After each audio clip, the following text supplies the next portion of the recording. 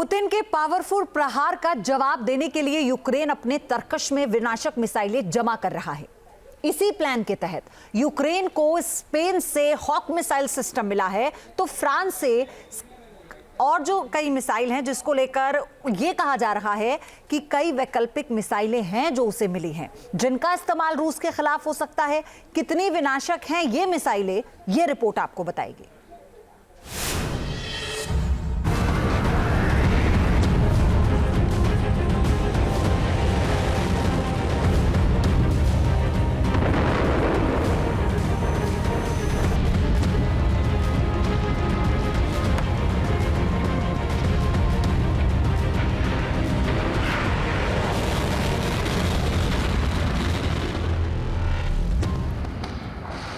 Ukraine की ताकत के ऐसे हथियार जिनके दम पर वो रूस के खिलाफ रणभेरी बजा रहा है।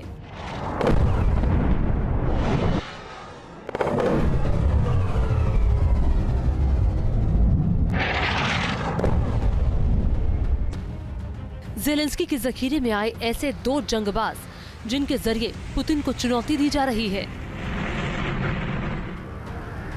ये घातक हथियार है वो मिसाइलें जो यूक्रेन को नाटो देशों से मिल रही हैं।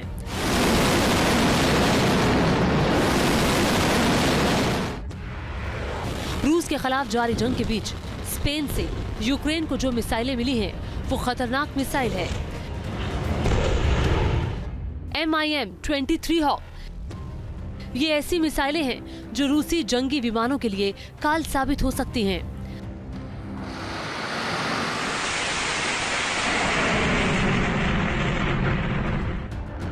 जिनके जरिए आसमान में उड़ान भर रहे रूसी लड़ाकू विमानों को ध्वस्त किया जा सकता है।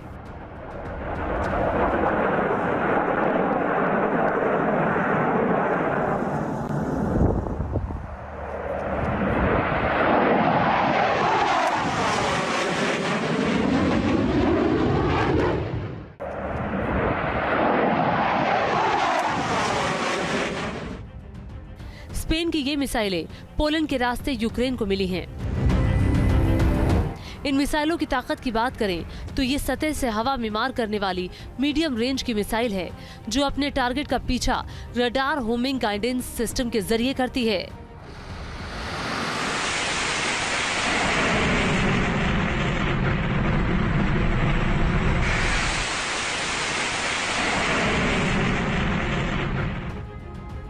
ये अधिकतम 3,334 किलोमीटर प्रति घंटे की स्पीड से टारगेट की तरफ बढ़ती है।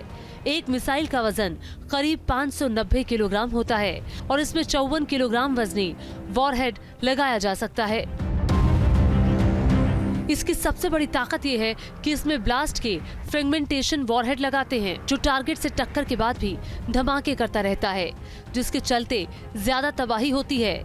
इसीलिए इस मिसाइल को रूस के फाइटर जेट के लिए खतरा माना जा रहा है।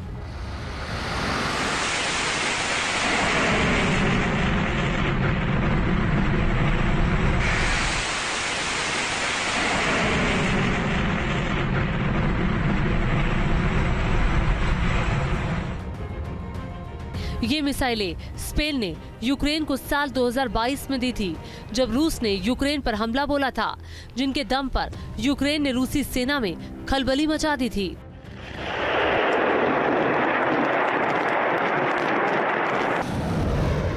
यूक्रेन की जो लड़ाई है आज की तारीख में, वो एक एक्चुअली मिसाइल और ड्रोन की लड़ाई बन गई है। जो यूक्रेन है वो एक तरह का टेस्ट बेड बन गया है कंट्रीज को अपने आधुनिक हथियारों को टेस्ट करने के लिए। अभी रशिया ने अपनी एक हाइपरसोनिक मिसाइल दागी थी यूक्रेन के ऊपर, यानी उसने भी एक टेस्ट किया।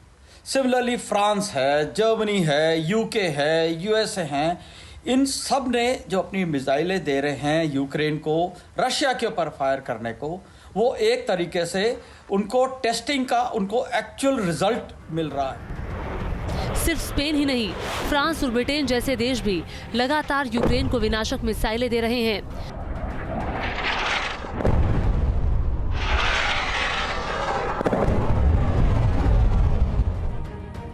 फ्रांस ने यूक्रेन को जो मिसाइलें दी हैं वो है स्कैल्प मिसाइल, जिसका इस्तेमाल जंग में रूस के खिलाफ यूक्रेन कर सकता है।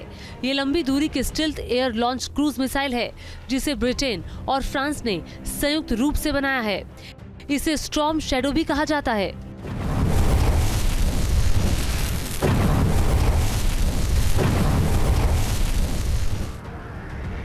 इसकी अधिकतम रेंज 560 किलोमीटर है तो स्पीड 1000 किलोमीटर प्रति घंटा है। इसे 450 किलोग्राम वॉरहेड से लैस किया गया है।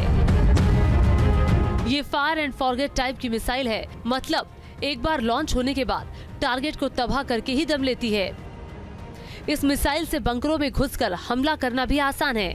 इसी मिसाइल पावर के चलते यूक्रेन लगातार रूस की ताकत से टकरा रहा है और पुतिन अभी तक यूक्रेन पर अपना झंडा नहीं लहरा पाए हैं।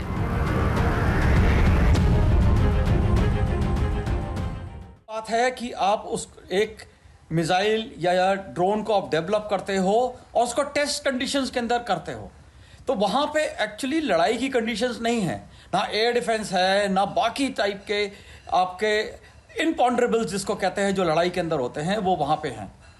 एक आपने मिसाइल दागी टेस्ट के लिए, उसको स्पेसिफिक टारगेट दिया गया था और वो वहां पे जाके गिर गई। ऐसे में साफ है कि यूक्रेन के मोर्चे पर अब जंग सिर्फ आसमानी होने वाली है, क्योंकि दोनों तरफ से सिर्फ मिसाइलों के धमाके ही सुनाई देने वाले हैं, जिससे पता चलता है कि ये जंग और विनाशकारी होने वाली है।